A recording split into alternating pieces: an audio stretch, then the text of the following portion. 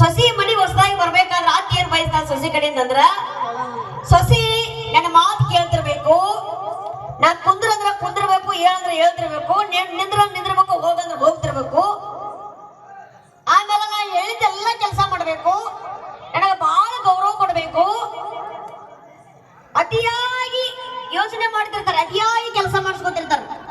ಆವಾಗ ಸೊಸೆ ಬಯಸೋದು ಒಂದ, ನಾ ಆ ಮನೆಗೆ ಹೋಗೋದ್ರಾಗ ಅತ್ತಿ ಫೋಟೋಕ್ ಹೂವಿನ ಹಾರ ನೇತಾಡ್ತಿರ್ಬೇಕು.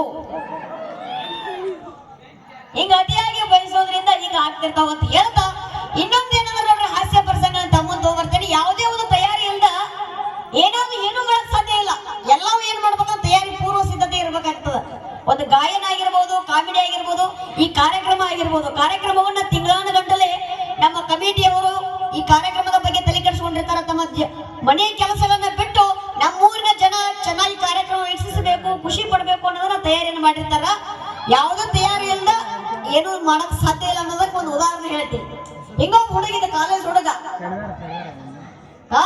ಇದ್ದ, ಗ್ಯಾದರಿಂಗ್ ನಡೆದತ್ರಿ. ಏನ್ರಿ ಗ್ಯಾದರಿಂಗ್ ರೀ, ಬೆಳ್ಕೊಡುವ ಸಮಾರಂಭ ಇರ್ತದ್ಲ. ಬೆಳ್ಕೊಡುವ ಸಮಾರಂಭ ಇತ್ತು, ಒಂದು ಕವನ ಬರ್ಕೊಂಡು ಹೋಗಿದ್ದವ. ಅವತ್ತು ನೆನಪಾಗಿಬಿಟ್ಟಿತ್ತು, ಏನ್ ತಯಾರಿ ಇಲ್ಲ, ಏನಿಲ್ಲ, ಹೋಗ್ಬಿಟ್ಟು